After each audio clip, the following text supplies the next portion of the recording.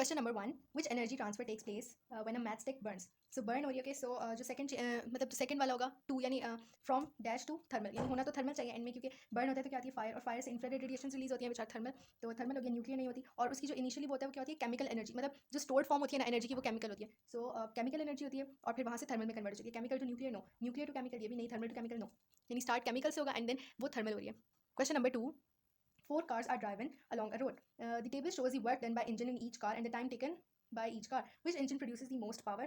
Power is equals to energy divided by time, या कह सकते हैं कि work done divided by time. से इस हिसाब से पावर का वर्क डन के साथ क्या रिलेशन बना, power is directly proportional to work done and power is inversely related with time.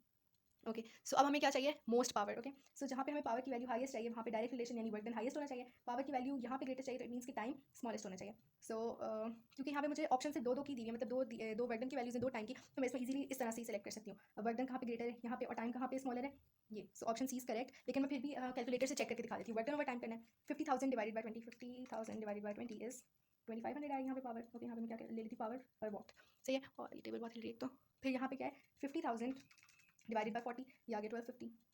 फिर ये देख लेते हैं, 100,000 divided by 20, this is 5,000 and फिर आ गया 100,000 डिवाइडेड बाई 40, सो ये आ गया 2500।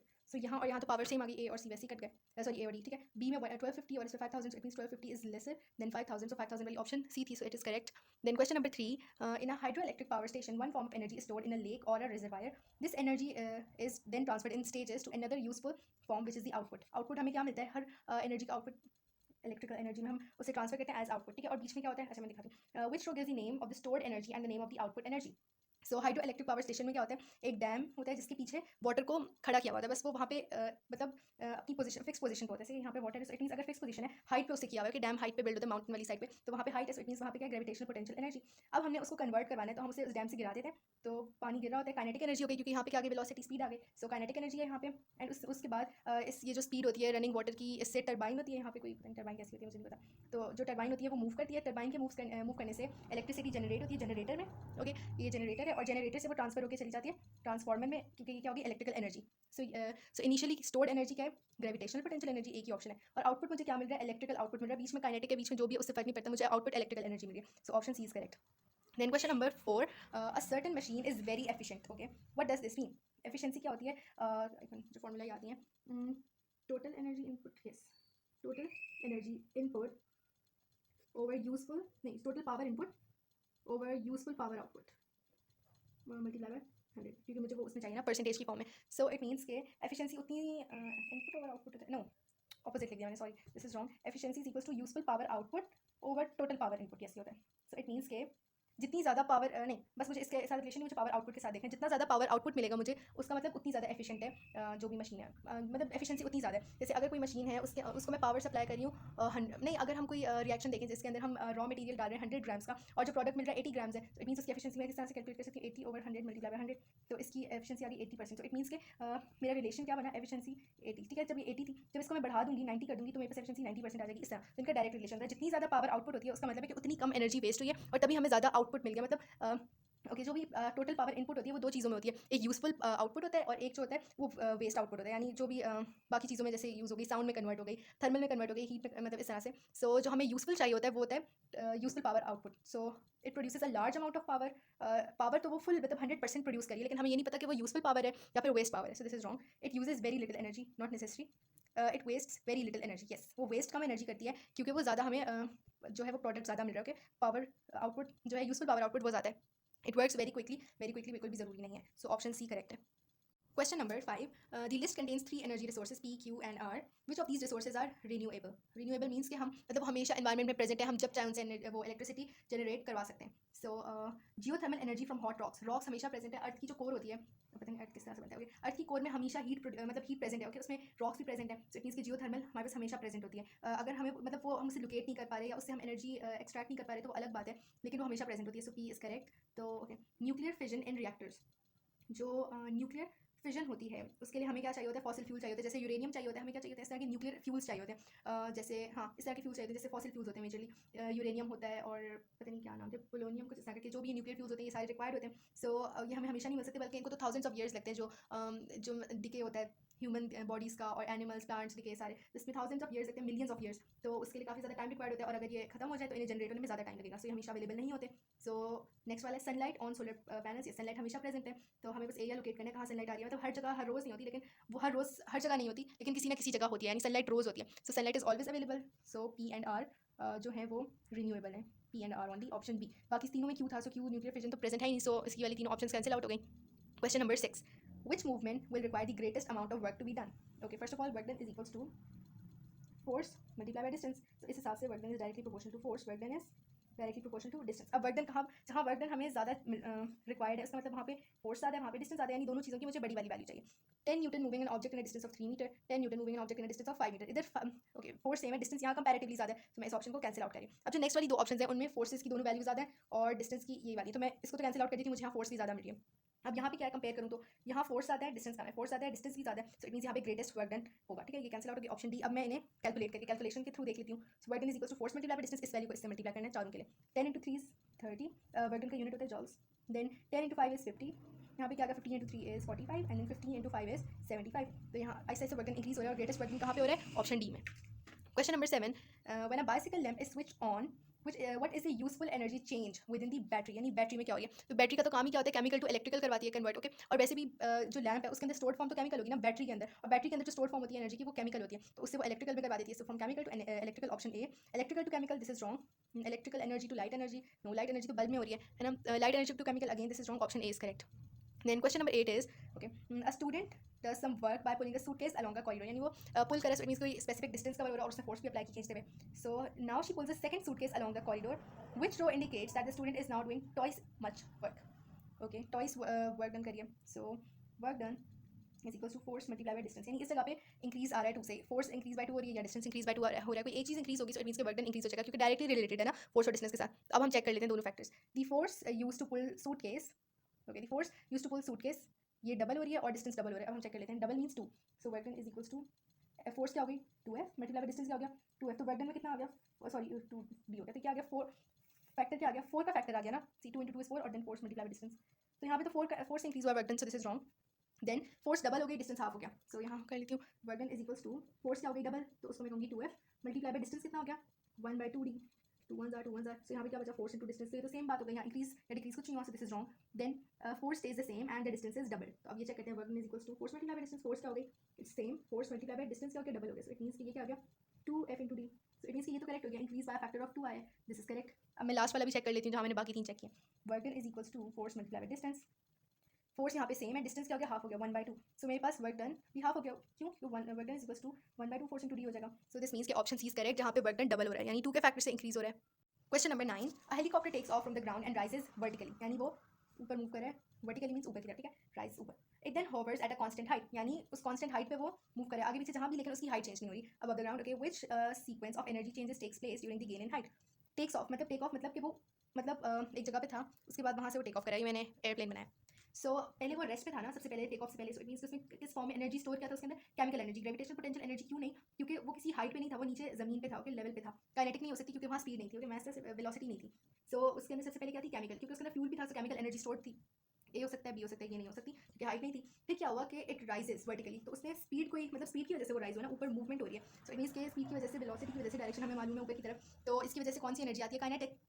देन काइनेटिक से क्या हुआ, एक वो स्पेसिफिक हाइट पे रुक गया, सो यहाँ पे कौन सी एनर्जी आ गई, gravitational potential energy, so gravitational potential energy, option B. Question number 10, 4 people of equal weight on a beach use different routes to get to the top of the sea wall, ठीक है, different roots use करें। which person produces the greatest average power, so power is equals to energy divided by time, power is directly related with energy, power is inversely related with time। greatest average power कौन generate करेगा, जिसकी greatest energy generate होगी and smallest time। सबसे पहले मैं देख लेती हूँ smallest time किसका है, इसका है, लेकिन मुझे energy वाला देखना पड़ेगा। runs across the beach and then climbs the level, runs across the beach and then climbs the level, यानी वो पहले बीच के इर्द गिर्द भाग रहा है और फिर लेडर से चढ़ा है, ओके, सो वो पूछे कि इस दौरान इधर तक पहुंचने तक, ओके, सो रन्स अक्रॉस बीच मतलब यहाँ पे आराम से रन कर रहा है एंड देन यहाँ पे लेडर क्लाइंब कर रहा है, मतलब आहिस्ते आहिस्ते एक स्टेप लेके चढ़ेगा, सो यहाँ तो इतनी कोई पावर जनरेट ही नहीं हुई इधर चढ़ते हुए, वो बीच वाला पार्ट इंक्लूडेड नहीं है, सो गलत हो गया। वैसे अच्छा हम देख लेते हैं आगे, walks across the beach and then climbs the level, यहाँ तो और कम पावर जनरेट हुई क्योंकि एनर्जी हम देख रहे हैं यहाँ पे कौन सी एनर्जी काइनेटिक है, इसमें चलो थोड़ी ज़्यादा हो जाएगी, वेलोसिटी ज़्यादा है, ओके, देन यहाँ पे क्या runs up the slip way, slip पे क्या है, इधर एक स्लोप है, ओके, यहाँ पे हमें ज़्यादा फोर्स अप्लाई करनी पड़ी है, work done is equal to force multiply by distance.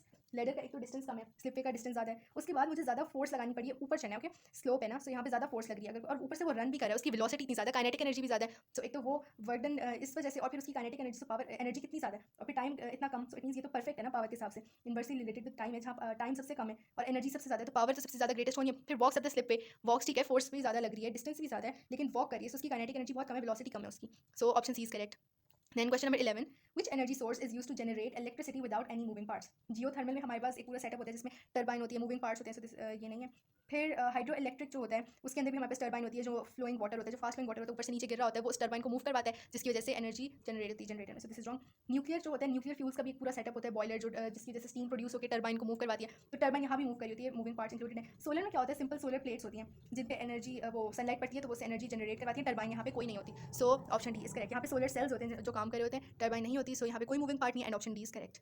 Question number 12, a cyclist travels down a hill from rest means कि उसमें उसकी कोई स्पीड नहीं है, स्पीड है 0 मीटर पर सेकंड, सो एट पॉइंट एक्स, ठीक है, विदाउट पेडलिंग, यानी पेडलिंग नहीं है, एक स्लोप है, वहाँ से बस वो उसने छोड़ा हुआ खुद को फ्री छोड़ा हुआ है, तो वहाँ से वो खुद ही मूव करे स्लोप के through. The cyclist applies his brakes and the cycle stops at point Y, यहाँ तक स्लोप थी, यहाँ उसने ब्रेक अप्लाई की तो वो रुक गया, इसका मतलब फ्रिक्शन परफॉर्म हुई, ठीक है यहाँ पे। So which energy changes have taken place between X and Y, सबसे पहले एक्स पे क्या था, वो रेस्ट पे था और हिल के ऊपर है, ये लेवल है, ओके, सर्टेन लेवल, उससे वो एक स्पेसिफिक हाइट पे है, सो हाइट की वजह से क्या होता है, GPE is equals to M G H, जहाँ हाइट है वहाँ पे क्या है, gravitational potential energy, so option A. अभी सी और डी क्यों नहीं हो सकता, काइनेटिक के लिए हमें वेलोसिटी चाहिए होती है, K E is equals to 1/2 mv square, तो यहाँ पे मुझे वेलोसिटी रिक्वायर्ड है जो मेरे पास यहाँ नहीं है, वो रेस्ट पे 0 मीटर पर सेकंड उसकी स्पीड है, सो ये हो सकता है। फिर क्या हुआ, जब वो यहाँ मूव करना स्टार्ट हुआ, उसके पास डायरेक्शन है ये, ठीक है, और वेलोसिटी भी है उसके पास है क्योंकि वो मूव किया, उसकी स्पीड गेन हुई है, सो यहाँ पे मेरे पास क्या आ गई, काइनेटिक एनर्जी। देन जब वो ब्रेक्स लगा रहा है तो वर्क डन हो रहा है एक अगेंस्ट फ्रिक्शन, मतलब फ्रिक्शन परफॉर्म हो रही है, उसने रुकना है, वो स्लाइड कर रहा है, ओके, स्लाइडिंग की वजह से क्या होती है, थर्मल एनर्जी हीट प्रोड्यूस हो रही है फ्रिक्शन की वजह से, सो option A is correct.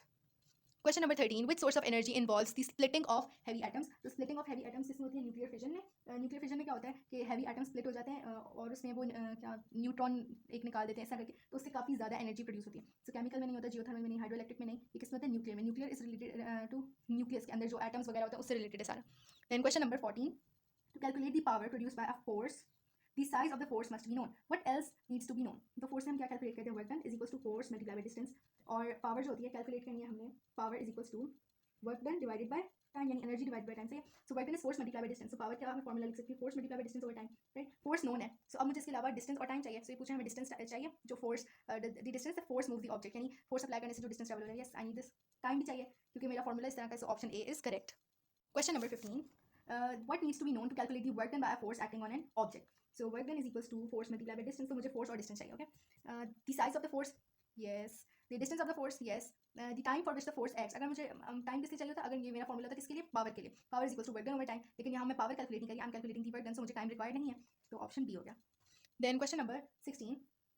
Electrical energy may be obtained from nuclear fission, okay, in which order is the energy transfer in this process, तो सबसे पहले न्यूक्लियर फ्यूल होता है, उसको हम बॉयलर में डालते हैं जिससे स्टीम प्रोड्यूस होती है, ओके, सो जो स्टीम प्रोड्यूस होती है वो टरबाइन को रोटेट करवाती है और उस टरबाइन की रोटेशन से इलेक्ट्रिसिटी जनरेट हो रही होती है जनरेटर्स में, so from nuclear fuel to generator, नहीं जनरेटर में पहले नहीं जाती, nuclear fuel to reactor and boiler, yes boiler में जा रही है, वहाँ से जो स्टीम प्रोड्यूस हुई वो नहीं, वो टरबाइंस को रोटेट करवाएगी, मूव करवाएगी, उसकी मूवमेंट से इलेक्ट्रिसिटी जनरेट होगी जनरेटर में, जो ट्रांसफॉर्मर तक जाएगी फिर से, और फिर बाकी आगे वो डिलीवर हो जाएगी, so option D is correct. Question number 17. A car is stationary at the top of a hill with the engine switched off, the brakes are released and the car rolls down.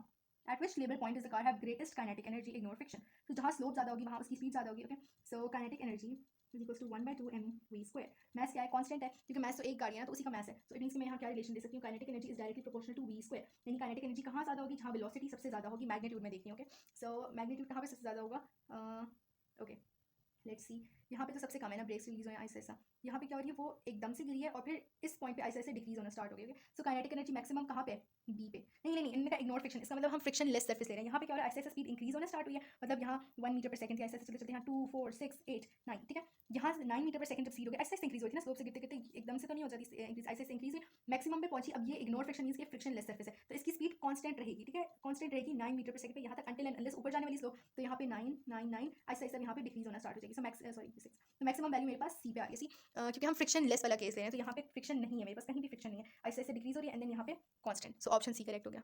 Question number 18, which row gives the energy change in a battery and the energy change in a solar cell? Battery में क्या होती है, chemical to electrical, solar cell क्या करती है, जो sunlight की energy होती है उससे वो कन्वर्ट करती है इलेक्ट्रिकल में, ओके, जो फाइनल आउटपुट दोनों में electrical, so from light to electrical, yes option B correct है, बाकी मुझे देखनी नहीं है वो गलत है सारी।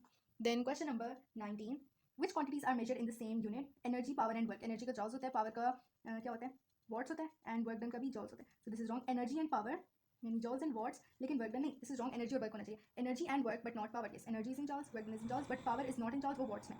सो this is correct. Then power and work but not energy, ये गलत हो गया. Question number 20. The diagram shows a ball hanging on a string. ये pendulum है. The ball swings from point W to point C and back to point W. W से C, Z से W. Which statement about the ball is correct? Okay. यहाँ से उसे release किया, आहिस्ते आहिस्ते उसकी काइनेटिक एनर्जी इंक्रीज हुई. यहाँ इस पॉइंट पे क्या मैक्सिमम हो गई. ओके, सो अब हम ऑप्शन चेक कर लेते हैं. नहीं, यहाँ पे उसकी काइनेटिक एनर्जी मैक्सिमम हो गई, ये मिनिमम थी, यहाँ आके मैक्सिमम हुई. ओके, फिर मैक्सिमम से दोबारा मिनिमम पे डिक्रीज होते होते जब जीरो हुई तो वो यहाँ पहुंची दोबारा से इस पॉइंट पे. ये मैक्सिमम पॉइंट है जहाँ पे जो काइनेटिक एनर्जी वो जीरो आएगी, क्योंकि स्पीड जीरो हो गई. जीरो से स्टार्ट किया, ऐसे इंक्रीज हुई इस पॉइंट तक, इधर जाते जाते दोबारा डिक्रीज हो गई, फिर जब वापस यहाँ आते आते इंक्रीज हो गई, एंड देन स्टार्टेड डिक्रीजिंग. सो इस पॉइंट पे क्या है, मैक्सिमम है. वाई पॉइंट पे, एक्स पे क्या है, डब्ल्यू के मुकाबले तो ज़्यादा है. The kinetic energy of the ball is greatest at point W. No, zero है. The kinetic energy of the ball is greatest at point x. No, greater कह सकते थे, greater than w, लेकिन greatest नहीं. The kinetic energy of the ball is greatest at point y. Yes, maximum. And then D में क्या है, the kinetic energy of the ball is the same at all points of the swing. So ये गलत हो गया, and यहाँ पे option C सही है. Question number 21. A person in a factory has to lift a box to the shelf. यानी कोई वर्क हो रहा होगा, ठीक है. Which action involves the person doing the least amount of work? Work done is equals to force multiplied by distance. Okay. So अब direct relation ये बनेगा, work done is directly related to force and work done is directly related to distance. Force की बात नहीं हो रही तो हम फोर्स को एक दफा इग्नोर कर देते हैं, डिस्टेंस के साथ देखते हैं. अब उनका लीस्ट अमाउंट ऑफ वर्क, जहाँ लीस्ट अमाउंट ऑफ वर्क होगा वहाँ पे क्या मतलब हुआ कि हम सबसे कम डिस्टेंस पे उसे रेस करें, ठीक है. इवेंचुअली करें, फॉरन करें, लेकिन सिर्फ कम डिस्टेंस वाले पे. Lifting the box quickly to the high shelf, lifting the box slowly to the high shelf. High shelf ये है, ओके, और ये लो शेल्फ है. इनका डिस्टेंस डबल है ना, यानी अगर ये 5 मीटर के डिस्टेंस पे लगा है तो ये कितने पे, 10 मीटर पे. तो इसका टोटल मतलब टोटल मिला के ये भी 5 है ना, वैसे छोटी वाली चीज़ जो है ये 5 है. ओके, हाई शेल्फ पे स्लोली करें या फास्ट करें उससे हमें मतलब नहीं है, क्योंकि वर्क डन स्पीड को इन्वॉल्व नहीं करता, लेकिन डिस्टेंस को इन्वॉल्व करता है. डिस्टेंस हमेशा ज़्यादा ही है. So this is wrong. फिर है lifting the box to the low shelf and then lifting it to the high shelf. बात तो वही हो गई, पहले 5 पे दोबारा 5 थोड़ी देर में, तो टाइम भी नहीं हमने इन्वॉल्व करना, स्पीड भी नहीं इन्वॉल्व करनी, सिर्फ डिस्टेंस की बात होगी. तो 10 मीटर पे तो फिर भी चलेगा. This is wrong. Lifting the box to the low shelf instead to the high shelf, यानी हाई पे लेके नहीं जा रहे, सिर्फ लो पे, बात खत्म. तो सबसे कम डिस्टेंस है 5 मीटर्स का, सो सबसे कम work done, option D. Question number 22. Which is a non renewable energy resource. Okay, इसका मतलब है कि वो हमेशा अवेलेबल नहीं होती. और okay, coal is a fossil fuel. Okay, and fossils मतलब डिकम्पोज होने में इतना ज़्यादा टाइम लगता है, thousands and millions of years लगते हैं फॉसिल फ्यूल्स की प्रोडक्शन में. अगर खत्म होगा तो हमें इतना अरसा वेट करना पड़ेगा. सो ये है नॉन रिन्यूएबल, यानी हमेशा अवेलेबल नहीं होते, हम हमेशा इन्हें यूटिलाइज नहीं कर सकते एनर्जी प्रोड्यूस करने के लिए. Solar is the energy from sun, ठीक है. सन की एनर्जी हम हमेशा ले सकते हैं क्योंकि सन हमेशा होता है. सो दिस इज नहीं, ये रॉन्ग हो गया. टाइड्स होती हैं जो वाटर की लहरें होती हैं, वेव्स से हम एनर्जी जनरेट करवाते हैं. सो वेव्स भी हमेशा अवेलेबल होती है, मतलब पानी हमेशा अवेलेबल है. सो टाइड्स हमेशा अवेलेबल है. देन विंड भी हमेशा अवेलेबल होती है, मतलब हवा, विंड चलती रहती है. So it's available. Non renewable हमने बताना था, that was coal, option A. Then question number 23. Energy is release in some nuclear reactions. Which nuclear reaction takes place in a nuclear power station and which nuclear reaction takes place in the sun? Sun के अंदर क्या होता है, nuclear fusion, यानी hydrogen nuclei होते हैं, वो fuse करते हैं to form helium nuclei. Hydrogen nuclei की जो न्यूक्लाइड नोटेशन होती है वो ये होती है 1 प्लस H1. ये क्या फॉर्म करते हैं, हीलियम 2 and 4, और साथ में ये बहुत ज़्यादा एनर्जी रिलीज करते हैं जी. तो इसमें होती है न्यूक्लियर फ्यूजन, यानी फ्यूज करते हैं. एंड न्यूक्लियर और नहीं सॉरी, सन में हो रहा था फ्यूजन, क्या कर रही हूँ मैं, sorry.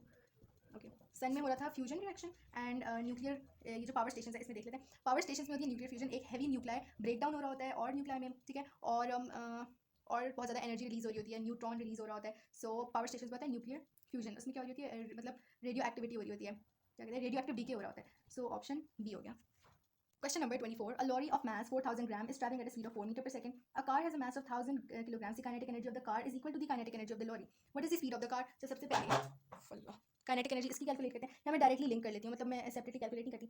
So K E of car is equals to K E of lorry, ठीक है. सो इन दोनों के मैसेज डिफरेंट है. अच्छा, पहले फॉर्मूला लिखते हैं, 1/2 mv square is equals to 1/2 mv square. मैसेज डिफरेंट है और मतलब सब कुछ डिफरेंट है, तो मैं कुछ भी कैंसिलेशन यहाँ पे नहीं परफॉर्म कर सकती. कार का मैस कितना है, 1000. 1/2 into 1000 is equals multiply by इसकी वेलोसिटी कैलकुलेट करनी है, V square is equals to 1/2 into mass इसका कितना है 4000 इंटू 4 का स्क्वायर. सही है. अब हम कैलकुलेट करते हैं, ये हो गया 1/2. अच्छा, 1/2 इंटू 1000 हो गया 500.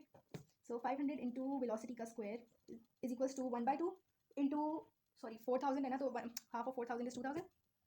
सो 2000 इंटू 4 स्क्वायर इज 16 आ गया. ये हो गया 500 V square is equals to 2000 into 16 is 32,000. सही है. So V square is equals to यहाँ मल्टीप्लाई यहाँ डिवाइड हो जाएगा 3200 डिवाइडेड बाय 500. इससे मतलब इससे ये कैंसिल हो गया. 32 divided by 5, V square is equals to 32 divide by 5. तो इसके लिए मुझे करना पड़ेगा, वी स्क्वायर है 32 divided by 5 is equals to 6.4. And then दोनों साइड्स पे यहाँ कुछ गलत हुआ है मुझे लगता है, 1000 का हाफ होता है 2000 32,000 है, 32,000 है, 320/5 करना, this is 64, sorry. So V square के लिए, वी के लिए मुझे दोनों साइड पे अंडर रूट लेना है, V is equal to under root of 64 is 8, तो 8 मीटर पर सेकंड मेरा आ गया आंसर इसका, इसकी स्पीड का। लेकिन मैं एक और चीज़ कर सकती थी, मुझे लग रहा है कि थोड़ा सा ज़्यादा कॉम्प्लिकेटेड हो जाएगा, so I could have used this method. पहले मैं काइनेटिक एनर्जी किसकी कैलकुलेट करती, इसकी लॉरी की, क्योंकि इसकी मुझे टोटल इन्फॉर्मेशन है। So K E of lorry is equals to 1/2 M V square, सही है। तो 1/2 इंटू मैथ इसका हो गया 4000 इंटू वी स्क्वायर हो गया 4 square.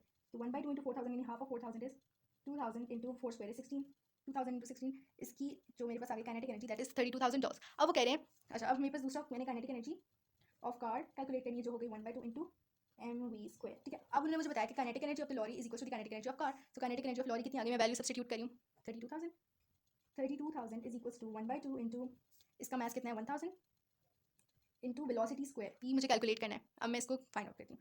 32,000 is equal to 1/2 into 1000, ये half of 1000 is 500 into velocity square, यहाँ मल्टीप्लाई हो रहा है, यहाँ जाके क्या हो जाएगा डिवाइड।